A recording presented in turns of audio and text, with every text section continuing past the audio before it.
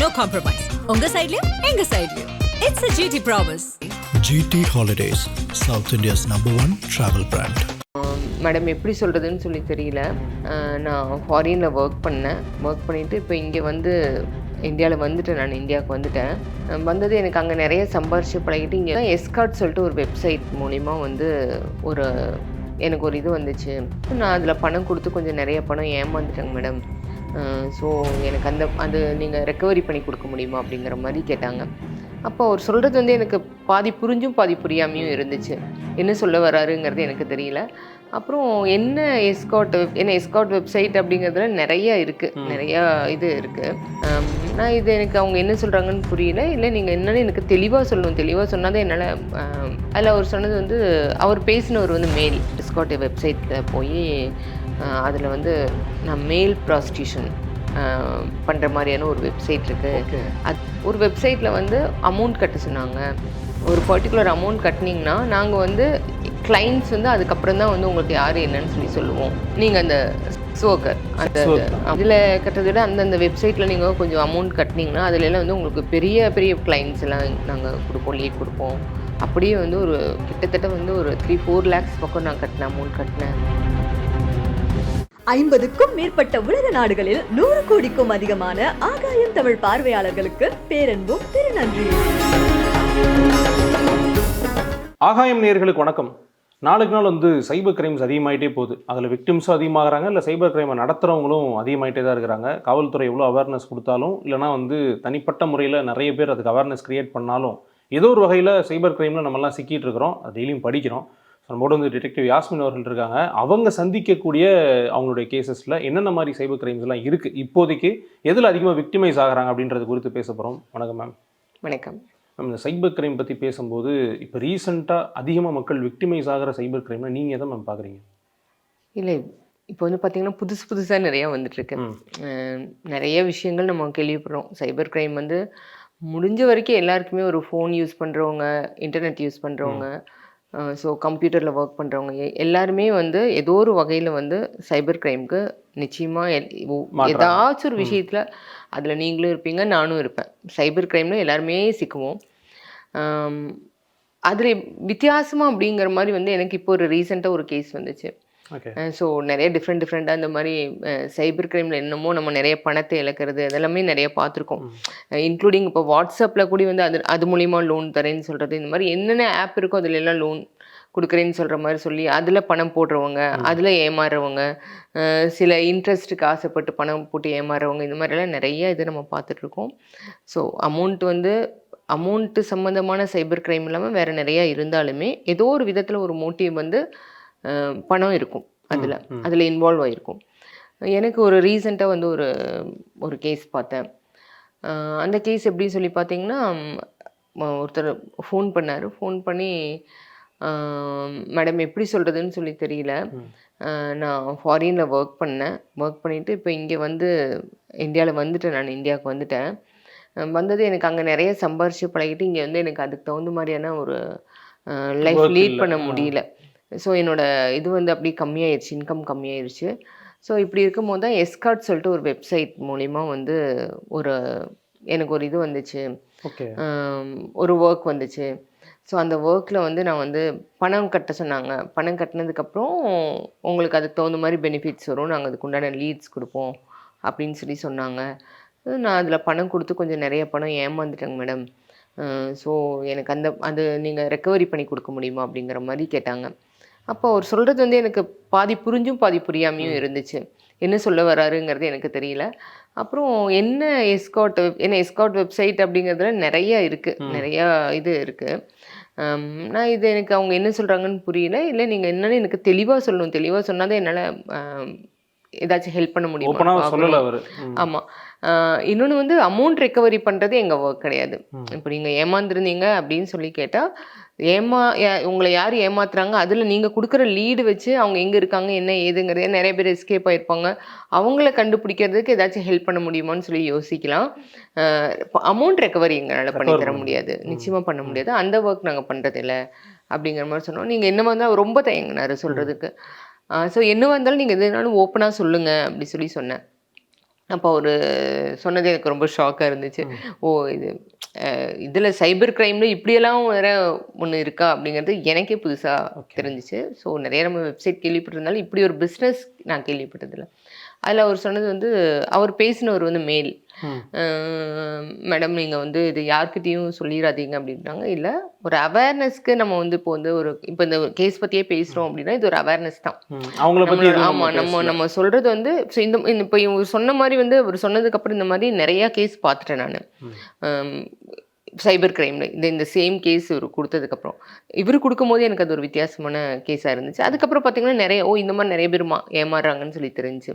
So நம்ம ஒரு awareness create பண்ணுறதுக்கு எப்போவுமே ஒரு கேஸ் பற்றி சொல்கிறோம். இதில் இந்த மாதிரி எல்லாமும் நடக்குதுங்கிற ஒரு அவேர்னஸ் கொடுக்குறது தான். ஏன்னா இப்போ நீங்களே எங்கிட்ட வந்து இப்போ ஒரு கேஸ் கொடுக்க வரீங்க அப்படின்னா என்னோடய இன்டர்வியூஸ் பார்த்து தான் அதில் உங்களுக்கு வந்து இந்த மாதிரிலாம் தப்பு நடக்குது, நம்மளுக்கு இதுக்கு ஒரு சொல்யூஷனுக்கு ஒரு இடம் இருக்குது அப்படிங்கிறதுக்காக தான் ஒரு இன்டர்வியூவே தவிர நம்ம வந்து இதில் வந்து யாரோட பேரை சொல்லியும் இடத்த சொல்லியும் அந்த மாதிரிலாம் நம்ம எதுவும் நம்ம சொல்கிறது இல்லை. அப்புறம் ப்ளஸ் நம்ம வந்து நிறைய கேஸ் வந்து என்னோடய கிளைண்ட்டே வந்து மேடம் இது ஒரு அவேர்னஸ் க்ரியேட் பண்ணுறதுக்கு நீங்கள் சொல்லுங்கன்னு சொல்கிறதும் தான் நம்ம சொல்கிறோம். அப்படிங்கும்போது இல்லை மேடம் அப்படின்னா ஓகே, என்னோட பேரெல்லாம் சொல்லிடுவோம், அப்படியெல்லாம் சொல்ல மாட்டோம் அப்படின்னு சொல்லி சொன்னேன். அப்போ அவர் சொன்னது வந்து இந்த மாதிரி இங்கே எனக்கு அமௌண்ட்டு ஷார்ட்டேஜாக இருந்தனால ஏதாச்சும் பண்ணணும் அப்படி சொல்லிட்டு நிறைய ட்ரை பண்ணேன். நிறைய பிஸ்னஸ் இன்வெஸ்ட்மெண்ட் மாதிரி நான் பார்த்துருந்தேன். அப்போ தான் இந்த எஸ்காட் வெப்சைட்டில் போய் அதில் வந்து நான் மேல் ப்ராஸ்டியூஷன் பண்ணுற மாதிரியான ஒரு வெப்சைட் இருக்குது. அது போய் பார்த்துக்கும்போது எனக்கு ரொம்ப கேட்கவே பிடிக்கல.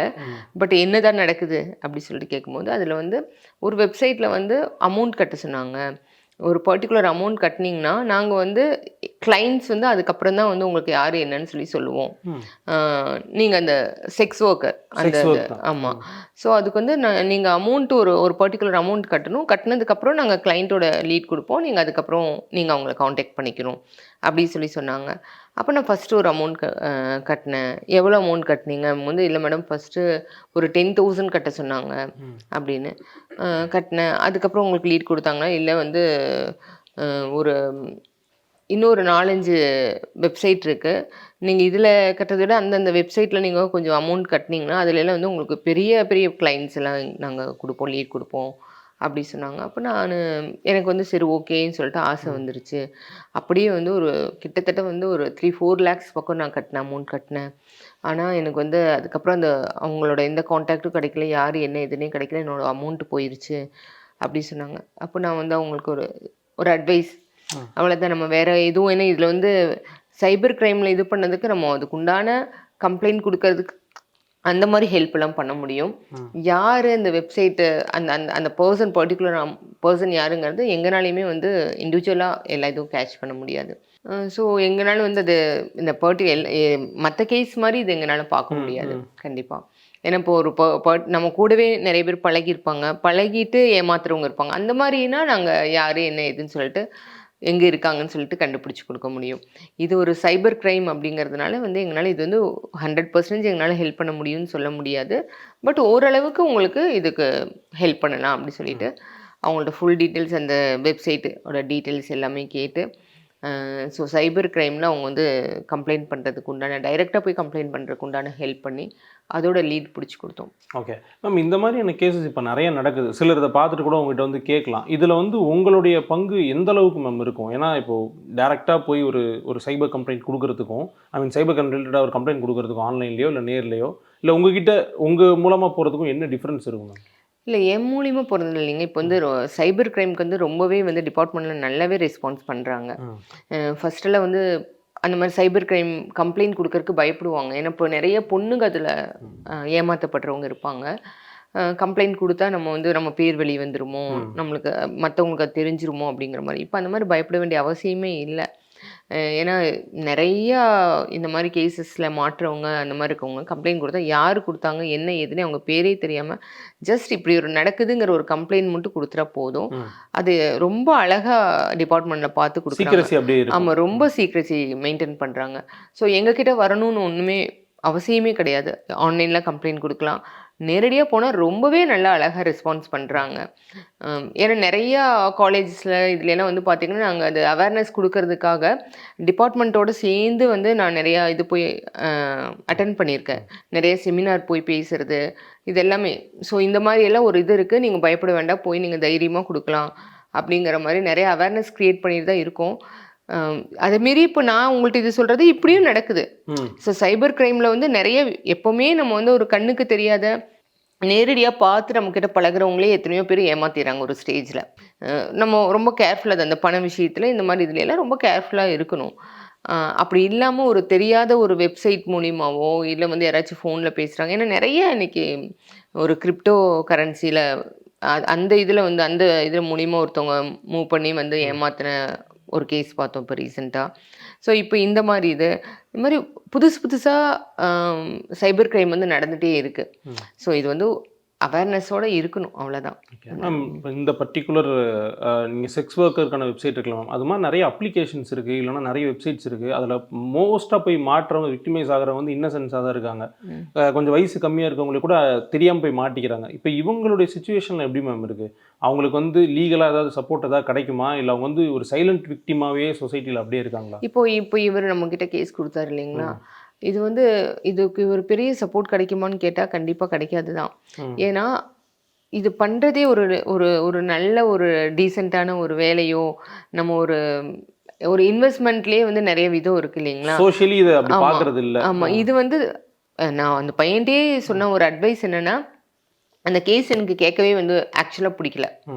இப்போது ஒரு ஒரு ஒரு ஒரு குறிப்பிட்ட வயசு இருக்கிற பையனுக்கு அவ்வளோ அந்த பணத்து மேலே என்ன ஆசை? ரொம்ப சம்பாதிக்கணும் அப்படின்னா இன்றைக்கி வந்து நம்ம நியாயமாக உழைச்சி சம்பாதிக்கிறதுக்கே ரொம்ப ஹார்ட் ஒர்க் பண்ணி சம்பாதிச்சாலே நிறைய சம்பாதிக்கிறதுக்கு நிறையா சான்சஸ் இருக்குது.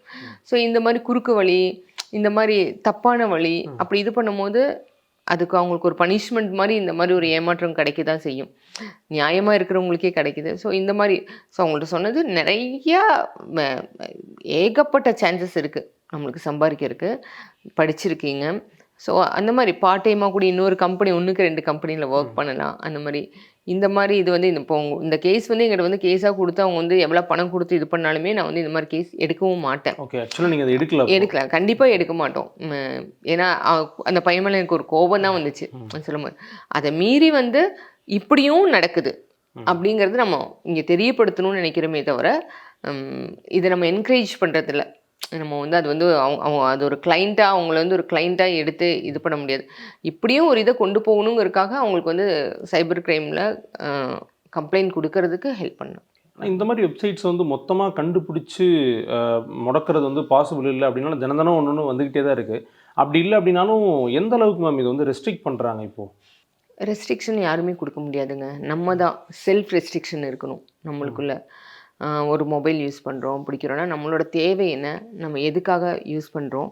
கண்டிப்பாக நம்ம ரெகுலராகவே நிறைய ஆப் யூஸ் பண்ணுவோம், நிறைய வெப்சைட் பார்ப்போம். ஸோ இது எல்லாமே நம்மளோட தேவைக்காக ஒவ்வொரு இது நம்ம யூஸ் பண்ணுறோம். ஒரு சோஷியல் மீடியா ஆப் ஆகட்டும், எது வேணாலும் நம்ம யூஸ் பண்ணுறோன்னா என்னோடய பர்பஸ் என்ன? இப்போ நான் ஒரு இன்ஸ்டாகிராம் யூஸ் பண்ணுறேன், ஃபேஸ்புக் யூஸ் பண்ணுறேன், இல்லை ட்விட்டர் எது யூஸ் பண்ணாலுமே அதில் நான் யூஸ் பண்ணுறது எதுக்காகனா என்னோடய விஷயங்கள் தெரியப்படுத்துறதுக்காகவும், நான் என்ன பண்ணுறேங்கிற விஷயங்களை என்ன ப்ரொமோட் பண்ணிக்கிறதுக்கும், இல்லைன்னா ஒரு மக்கள் மத்தியில் ஒரு இப்படியெல்லாம் இருக்குது, இந்த மாதிரி சர்வீஸ் இருக்குங்கிறது ஒரு அவேர்னஸ் க்ரியேட் பண்ணுறதுக்கும், இந்த மாதிரியெல்லாம் நடக்குதுன்னு ஒரு அவேர்னஸ் க்ரியேட் பண்ணுறதுக்கும் அதுதான் என்னோட பர்பஸ். ஸோ அதை விட்டுட்டு அதை தாண்டி நீ வேறு ஒரு இதில் அந்த அந்த சோசியல் மீடியா மூலியமோ இல்லைன்னா இந்த மாதிரி ஆப் மூலியமோ வந்து நம்ம ஒரு ஒரு ஒரு ரிலேஷன்ஷிப் வளர்த்திக்கிறது, அவங்கள்ட்ட ரொம்ப ஒரு அளவுக்கு மீறி பழகிறது, அதில் வர விஷயங்களை நம்புறது, இந்த மாதிரியெல்லாம் மாட்டிக்கிறது நம்மளோட தப்பு தானே. ஸோ நம்மக்கிட்ட தான் கீ இருக்குது. ஸோ நம்ம தான் அதை கண்ட்ரோலை எந்த இதுக்கு ஓப்பன் பண்ணணுமோ அதுக்கு ஓப்பன் பண்ணணும். அது அப்படி கண்ட்ரோல் இல்லாமல் நம்ம வந்து இந்த கீ வச்சு நம்ம எது வேணாலும் ஓப்பன் பண்ணலாம் அப்படிங்கிற மாதிரி எல்லாம் இருந்துச்சுன்னா இப்படி ஏதோ ஒரு இதில் நம்மளே போய் மாட்டிப்போம். இது வந்து வெப்சைட்டே ஃபேக்கு, ஒரு கட்டத்தில் பணத்தை வாங்கிட்டு ஏமாற்றிட்டாங்க. ஆனால் சில ஆப்ஸ்லேயோ இல்லை சில வெப்சைட்லேயோ ரியலாக மீட் பண்ணுறாங்க. போகிற இடத்துல இப்போ சமீபத்தில் அந்த மாதிரி கேசஸ் நம்ம பார்த்துருப்போம். மீட் பண்ணுறாங்க, பையனோ பொண்ணோ போகிறாங்க, போகிற இடத்துல அவங்களுக்கு சில அபியூஸ் நடக்குது இல்லைமா? அந்த மாதிரியான விக்டிம்ஸை நீங்கள் பார்த்து பேசியிருக்கீங்களா? நிறைய இருக்குங்க. அதுக்கு தான் நான் சொல்கிறேன். ஸோ நம்மளோட பர்பஸ் என்னவோ இப்போ வந்து நிறைய ஆப் மூலிமா, நிறைய வெப்சைட் மூலிமா வந்து பொண்ணு மாப்பிள்ளை அதாவது பழகி அவங்க வந்து ஃப்ரெண்ட்ஷிப் கிரியேட் பண்ணி பண்ணுற மாதிரி டேட்டிங் ஆப் எல்லாம் நிறைய இருக்குது. ஏகப்பட்ட டேட்டிங் ஆப் இருக்குது. நம்ம ரிலாக்ஸ் பண்ணுறதுக்கு, நம்ம லோன்லியாக இருக்கிறோமா அப்போ ரிலாக்ஸ் பண்ணுறதுக்கு வந்து இப்படி ஆமாம் நிறைய ஏகப்பட்டது இருக்குது.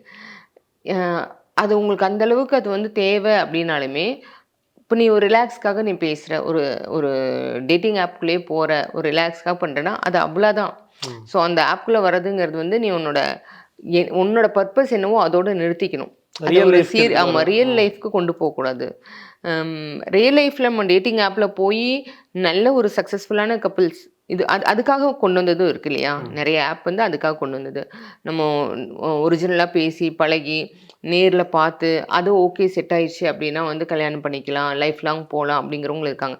பட் அந்த ரியல் பர்பஸ் வந்து இங்கே எங்கேயும் சால்வ் ஆகுறதில்ல. அதுக்கு மீறி அது வேறு மாதிரி மிஸ்யூஸ் பண்ணி அதுலேயே சிக்கி அதில் நிறைய பணத்தை விட்டு அந்த மாதிரி தான். ஏன்னா இன்றைக்கி மேட்ரிமோனியல் ஆப் மூலிமாவே நிறைய ஃப்ராட் நடக்குது.